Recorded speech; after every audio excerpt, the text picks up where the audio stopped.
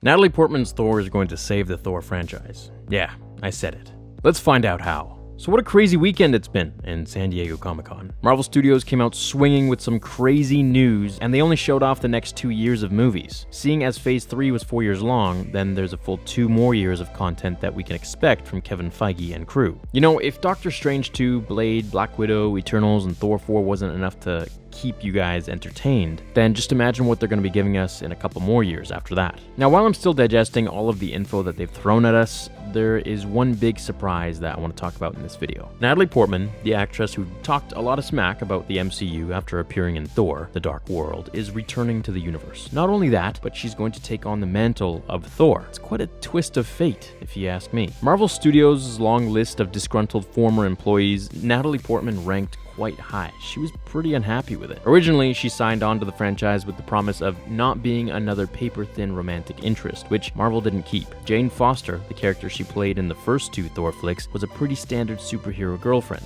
Geeky, full of pep, but almost altogether reliant on her big strong man to save her. Not that I don't like a good damsel in distress story, but it's pretty lousy to trick an awesome actress like Natalie Portman into a role with false promises. And we've seen that damsel in distress story so many times, so it's time that, we finally see someone rise to power besides, just Captain Marvel. Well, Waititi smelled an opportunity to craft something really great and lured the actress back to Thor 4 with the promise of something really amazing. She'll become Thor, or a version of Thor. It depends on your point of view, as Obi-Wan would say. In the comics, Thor becomes unworthy of Mjolnir, and in his place, a new hero crops up, female Thor. Her true identity was kept a secret for a time, but eventually Jason Aaron revealed that she was in fact Jane Foster. So basically, Thor's name was suddenly just changed into a title. In that way, we would call Jane Foster Thor, without belittling her with a diminutive form of the thunder god's name, like Thorina or the Thorette. At the same time, it actually ends up diminishing our original version of Thor in order to make the new Foster Thor special, which is a bit of a hornet's nest that I don't want to touch with a 40-foot pole. I'll talk about the impact of Marvel's big diversity campaign in a later series, but for the time being, let's stay on topic. Jane Foster's Thor is going to save the MCU franchise, in my opinion. How? Well, if you've been paying attention to my channel for any amount of time, then you know I love Thor. The guy is one of the best characters in the comics and one of the best in the MCU. He's an unapologetically mighty, caped god on a never-ending quest to stop demons, demigods, and evil cosmic forces. In his best stories, he's able to exist as one of Marvel's strongest characters. His foes are either equally strong, or the conflicts are sufficiently complex that Thor actually faces interesting plots without being nerfed or sidelined in order to make the stories interesting. That's more often true than not, in the comics at least. In the films, Thor is habitually nerfed, or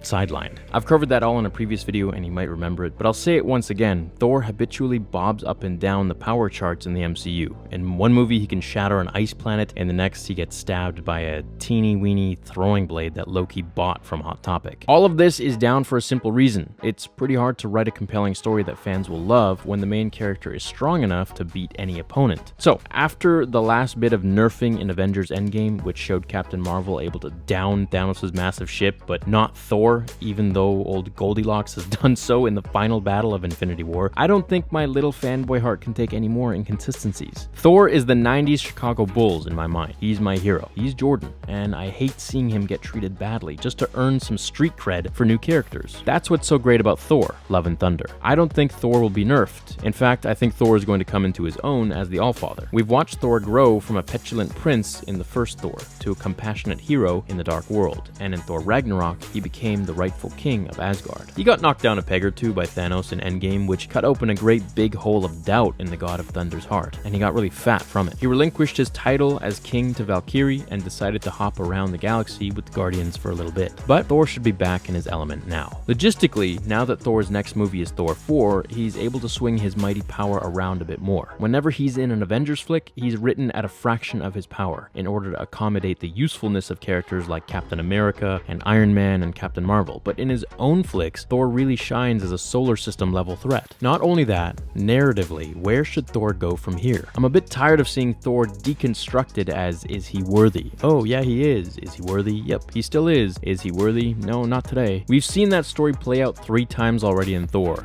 Ragnarok and Endgame. We get it, Marvel. Thor is unsure of himself and requires constant approval, and now he's super fat and just not in into it. But deconstructing stories only work a time or two. 3 really pushes the limit. Surely Thor isn't such a boring character that the only way to create an engaging story is to take away his very essence. And I'm guessing Taika won't do that. In fact, I don't think Taika will use any old tricks in this next Thor flick. He won't nerf him, he won't sideline him. Instead, he'll give Thor a non-physical threat, love. I don't think he's going to be held back anymore. No need to curtail his powers because the story's tension won't be about being a big bad guy. It'll be about love. Thor lost his mother, his father, his brother. He's the last surviving heir in Bor's line, rightful recipient of the Odin Force, and nobody to share the incredible responsibility with. He needs a family, he needs a girl, and he needs a godly one. Now, I'm willing to bet that Jane Foster's Thor will be created with that in mind, and as an addition, it'll be a great Asgardian saga, and not a detraction meant to steal attention from our boy Hemsworth in order to build a fan base around a new character. At least I hope. The pair will take part in some cat and mouse routine, perhaps, and I even have an inkling that the shards of Mjolnir might play a role similar to the glass slipper in Cinderella, but we'll have to wait on that and see. Well, I hope you enjoyed this theory in today's video. I'm gonna get to making some more, so if you guys enjoyed this one, please leave a like, and let me know what you think about Jane Foster becoming a version of Thor. Phase 4 is gonna be pretty cool. Hope you all have an awesome rest of your day, and I'll see you in the next one. Until then, remember, with great power comes great responsibility.